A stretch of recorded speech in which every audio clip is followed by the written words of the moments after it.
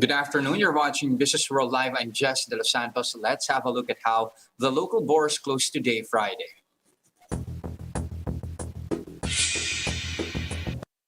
Okay, for the first time this week, shares plunged, snapping what has been the PSEi's best week yet since May with a four-day rally. The PSEi ends the week on a low note, with local stocks tumbling 1.3% after a last-minute sell-off. As you can see right here, the PSEi capping off the day at 6,633.22. That retreat happened even as restrictions in the capital have been eased to modified ECQ that begins tomorrow until August 31st. But not much of a difference really from the previous classification.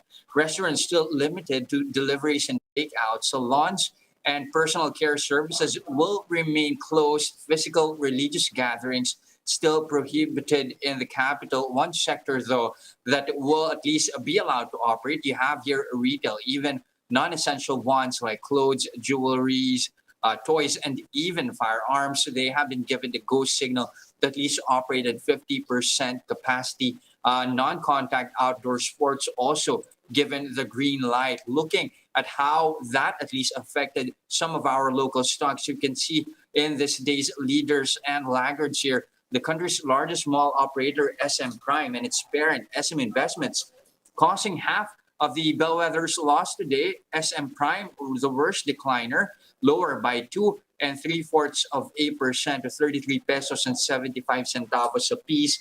Jollibee also got dumped today on the back of restaurants still not opening its doors until the 31st at least. Our favorite bee is down by 2.3% to 193.50 centavos a piece. But on the upside, you can see here new entrants to the main gauge. Finally, heading wins today here. Converge is the day's best performer, extending its rally for a second day, up 5.2%. But really, it should be AC Energy that's delighted today. The stock finally snaps a sub-interagency group will be led by the Department of Information and Communications Technology. The government has been working on a centralized database for the issuance of vaccination certification. This is after the Hong Kong government refused to recognize OFW vaccine cards issued by different LGUs. The National Vaccine Certification, known as VaxCert-PH, is expected to be launched next month. Now, meanwhile, several vaccine manufacturers are looking to apply for product registration in the Philippines by the end of the year. In an interview with Agenda this morning, FDA Director General Eric Domingo said applications for product registration would require accomplished phase 3 clinical trials. He says a lot of vaccine makers are expected to end their application at least by November or December this year. This means that several vaccines may be commercially available by next year. Granular lockdowns will still be imposed in Metro Manila following the capital region's downgrade to a less restrictive modified ECQ. MMDA Chairman Benhur Abalos says LGU should identify where there are COVID-19 case spikes. Local governments are also instructed to double up their testing, contact tracing, and isolation efforts. The unified 8 p.m. to 4 a.m. curfew has also been retained. Daily COVID-19 cases have yet to decline, although experts say it will take some time before the effects of the enhanced community quarantine can be felt.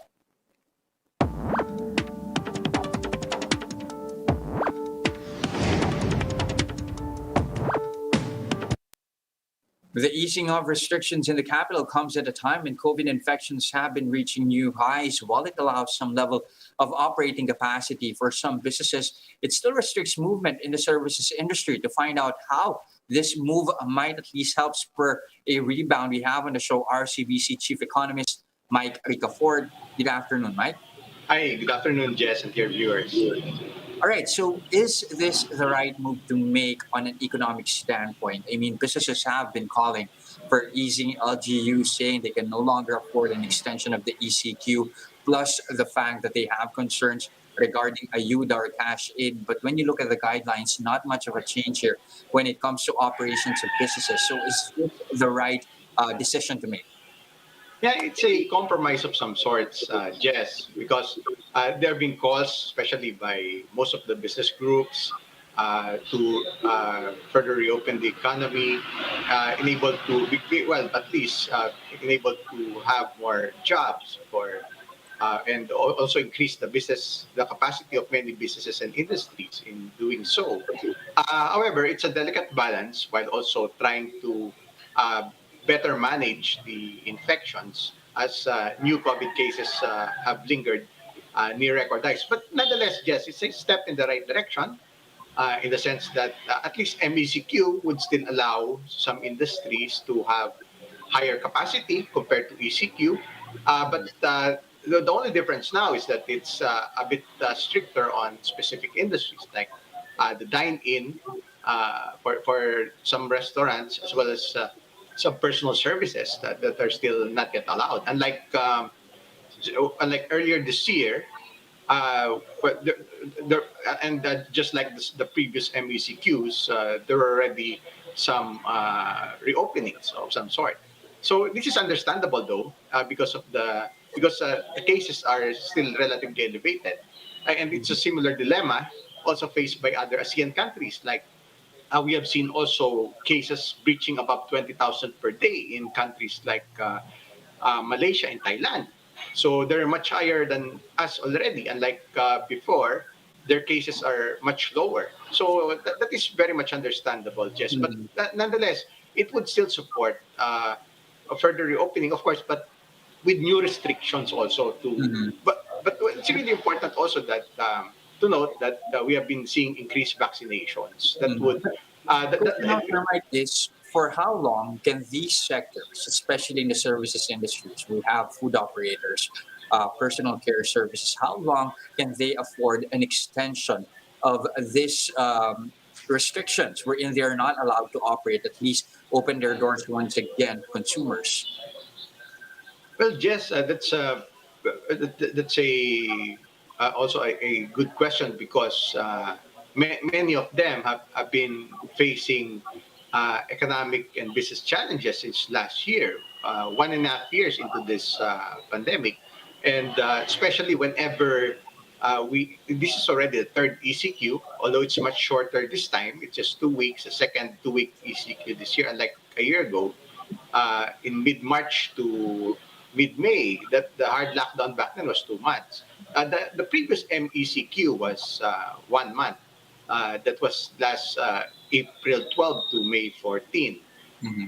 And last year, the MECQ, the first one was 2 weeks from, well, the second, that's practically the second half of May Mhm. and the early part of August of last Mhm. year. That's almost a year ago. The MESQ and the medical practitioners, medical professionals asked for a break back then. Mhm. So yeah, definitely because it's going to strain already on their savings or whatever savings that they may still have. And of course, we have to consider the fact that some of them, as you may see, no, uh, may just decide to close down temporarily until uh, business and economic conditions improve to make Mhm. it already lucrative to reach break even for that matter. Mm. But So that's looking at business owners. But if you try to take a look at the employees as well, one of the in fact one of the major criticisms of this latest move is that it's pretty much like ECQ only without the cash aid. Question is, can we really not afford another batch of ayuda here? And especially considering the fact that when you're talking about ayuda, it's another form of stimulus spending to at least somehow further help growth. yeah, true, Jess, because that has been the signals. There's not much funds left also. Not only in the national government, there's already some limitations or scarcity, as well as in the LGUs. We have already heard signals also from some LGUs 1.5 years into the pandemic. Uh, Unless they get new funds for ayuda or the social amelioration from the national government. So it's well that's why it's a precedent that we have been seeing already since this year. Well, given the limitations also, that's why the economy first the cause is the ayuda, And secondly, the actual cost to the economy as well, in terms Mhm. of many businesses closed either temporarily or permanently, and also Mhm. some workers out of work. Some people they don't have livelihood whenever there are tight restrictions like during times of ECQ. That's why it's really a very delicate balancing act. Mhm. Of course, they have thresholds also. No, Mhm. that's why going forward, it's really important. Well, maybe the solution to all of this is to increase the vaccination. We're Okay. reaching very important milestones. Population protection is around 50 million, although that could be revised higher because of the more contagious Delta variant. It's around 50 million. We're already at almost at 30 million. At the pace the vaccinations are going, we would still need 1 to 2 months. And Mhm. and for herd immunity, for that to be reached eventually, it would take another 2 months. So that would be the early part of next year. That would be somewhere around February to March. But of Mhm. course, we have to consider also some possible tightness in global supply for Mhm. vaccines. But Okay. nonetheless, those are very important thresholds. Those would be the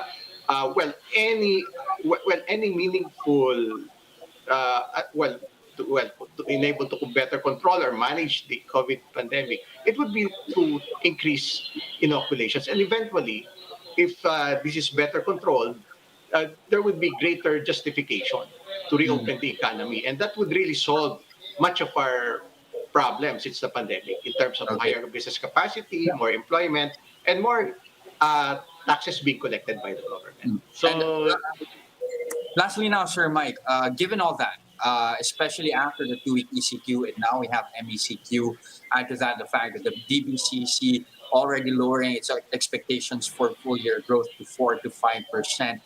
Where do you see us at least heading in the second half of the year? How's the third quarter GDP looking like? And how's 2021 full year growth? Is the 4 to 5% more on track? yeah, yes, that has been our forecast, 4 to 5%, at least for the past 3 weeks. Taking into account the latest ECQ here in NCR and the tighter restrictions, we reduce it from previously it was 5 to 6%, and our estimate for the third quarter for GDP would be somewhere around 6 to 7%. Mhm. So that's still because of the lower base effects, and for the fourth quarter, it would still be around 5 to 6%, because the base effects would already start to fade, and so therefore the year-on-year growth would already start to normalize also into more sustainable levels. So that would be an average of 4 to 5%. However, on a quarter-on-quarter basis, in view of the lockdowns, there's still a chance for a quarter-on-quarter contraction. The Mhm. latest one in the second quarter was minus 1.3%. Mhm. And there's also still a chance in the third quarter it would be a function of the lockdowns, how long, say, the MECQ would last. And that would be also be a function of the cases, the new COVID-19 cases lately, in view of the more Mhm. contagious Delta variant recently. So those will be the important considerations, Jess. Okay, definitely something we need to keep an eye on quarter and quarter, at least from your standpoint, possible contraction still, but year on year, we might still be headed for some growth at least in the next quarter or this quarter rather. Thank you very much for your time this afternoon, RCBC Chief Economist Mike Ricafort. Thank you, Thank sir. you so much. Thank you so much, Jess, and dear viewers. And those are the biggest stories this trading day, August 20, 2021. Catch Business World Live again Monday next week at 9:30 a.m. for the market open and 3:15 p.m. for the market close. I'm Jess Delos Santos. We are One News. Mask on, wash hands, and stay safe. Philippines, have a great weekend.